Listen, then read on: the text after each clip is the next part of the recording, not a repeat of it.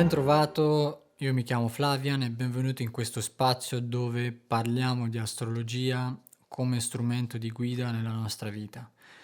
In questo video vi parlerò degli eventi astrologici del mese di maggio 2023 per l'ascendente Sagittario, ma come dico sempre, se volete avere un'idea più olistica nell'insieme di quello che le stelle vi riservano, vi consiglio di ascoltare il segno zodiacale del vostro ascendente, del vostro sole e della vostra luna.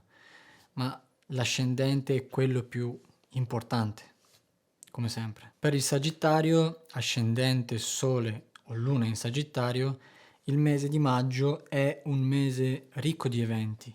C'è Mercurio che torna diretto nel segno del Toro, c'è un'eclissi lunare nel segno dello Scorpione, Giove che dopo 12 anni entra nel segno del Toro, Marte anche lui cambia segno ed entra nel segno del Leone, il Sole invece entra nel segno dei Gemelli e Venere in Cancro. Ma vediamo un po' più nel dettaglio cosa ci riservano le stelle per questo mese. Il mese inizia con Mercurio retrogrado nel segno del Toro, nella vostra sesta casa, fino al 15 maggio. Questa è la casa del lavoro, della salute, delle abitudini quotidiane e specialmente nell'ultimo periodo le vostre abitudini hanno subito enormi cambiamenti, ok?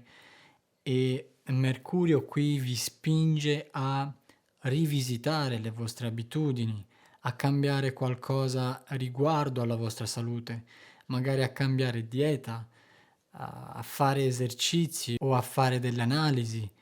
E con Mercurio retrogrado magari reintrodurre nelle vostre abitudini quotidiane e salutari qualcosa del passato che era benefico per voi. Per quanto riguarda il lavoro ci può essere un'opportunità che arriva e che richiede la vostra attenzione, o magari c'è bisogno di rinegoziare il contratto o ci sono dei ritardi, delle risposte o ci possono essere anche dei fraintendimenti con dei colleghi di lavoro. È bene avere un po' di pazienza e di trovare una via di mezzo, specialmente fino al 15 di maggio, quando Mercurio riprende il suo moto diretto e piano piano le cose iniziano a tornare alla normalità e ad andare nella direzione giusta. Le idee anche iniziano ad essere più chiare e Mercurio vi dà il via libera per agire in questo senso. Dico piano piano perché Mercurio sarà ancora invisibile nell'ombra per circa 2 settimane e che richiederà un po' di pazienza in più, ma come ho detto le cose si sistemeranno. Tenete conto che questa volta Mercurio vuole preparare il terreno per quando Giove entrerà nella vostra sesta casa a metà del mese, per cui è bene approfittarne adesso e rimettere le cose in sesto. Il 5 maggio invece avremo un'eclissi lunare nel segno dello Scorpione, nella 12ª casa, che vi invita a lasciare qualcosa nella vostra vita, vecchi modi di fare, vecchie convinzioni che vi hanno tenuto bloccati come dei prigionieri, se volete, o tenute nella vostra propria prigione mentale, 12ª casa, e di abbandonare non solo un vecchio stile di vita, ma anche lasciare andare via un dolore o un'infelicità del passato in generale, in modo consapevole e non, per poter iniziare una nuova vita da zero altrove magari, più felice, dove creare dei ricordi più positivi, ecco. Magari potreste avere bisogno di riposarvi di più, di isolarvi o di dormire di più. Uh, Questa è la 12ª casa, quindi potrebbe anche essere di meditare, di praticare lo yoga. Fate attenzione ai vostri sogni in questo periodo perché ci possono essere dei messaggi importanti intorno al 5 maggio, giorno più, giorno meno, ed è bene scrivere da parte dei vostri sogni perché questa luna piena non soltanto è insieme a Urano, e quindi le cose possono succedere all'improvviso, ma di certo sarete anche molto intuitivi. Ma ecco, tutto può variare in base al proprio tema natale, specialmente se avete dei pianeti sull'asse Toro-Scorpione o negli altri segni fissi, specialmente intorno al 15° grado. Ma ecco, bisognerebbe vedere il tema di ognuno, ma in ogni caso tutto quello che può succedere con queste eclissi, sappiate che è un evento karmico, perché è insieme al nodo sud della luna e tutto quello che succede per metterti su una nuova strada, perché il passato non ha più ragione di esistere nella tua vita. E tieni anche presente che le eclissi si sentono già un mese prima, quindi potreste già aver sentito gli effetti già dagli inizi del mese di aprile e che può durare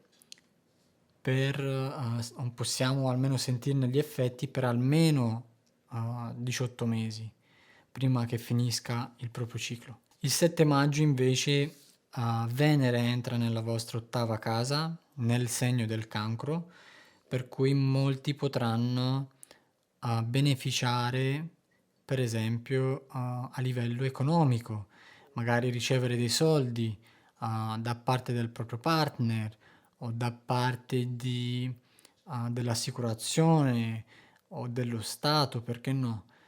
Al tempo stesso le relazioni intime si fanno un po' più intense, se vogliamo, come se cercate un'unione e un'intimità più profonda insieme.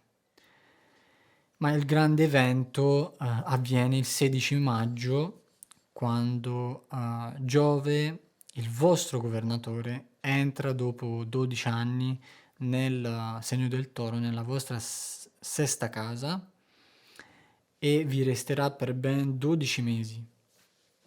E ovunque Giove va, impariamo, e quindi imparate sempre qualcosa di nuovo, su nuove tematiche, in questo caso sulle questioni legate alla salute, al lavoro e alle abitudini quotidiane. Ok?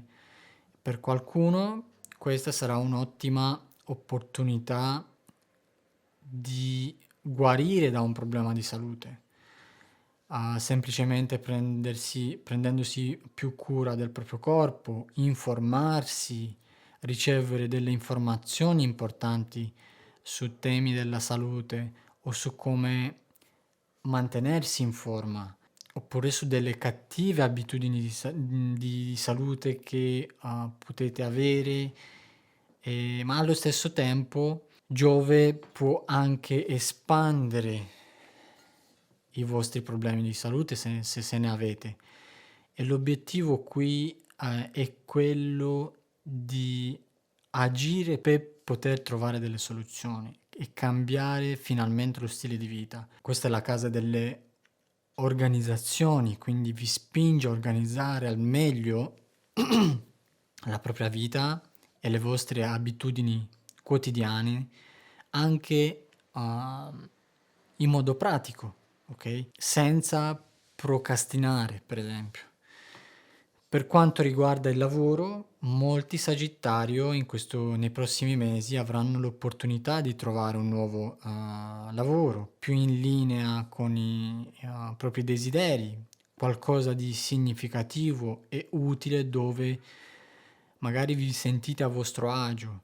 Per altri ci saranno delle opportunità per essere utili e al servizio degli altri, di quelli che ne hanno più bisogno, per magari persone povere o persone che hanno un'invalidità, per coloro che hanno degli impiegati e che svolgono un'attività imprenditoriale, potranno assumere nuove persone con più conoscenze e che gli aiuterà a ottimizzare il lavoro, oppure magari il lavoro aumenta e quindi c'è bisogno di ottimizzare la produzione senza ricorrere a nuove persone. La sesta casa è anche la casa degli animali, per cui nei prossimi 12 mesi i Sagittario potranno avere un animale nella propria casa.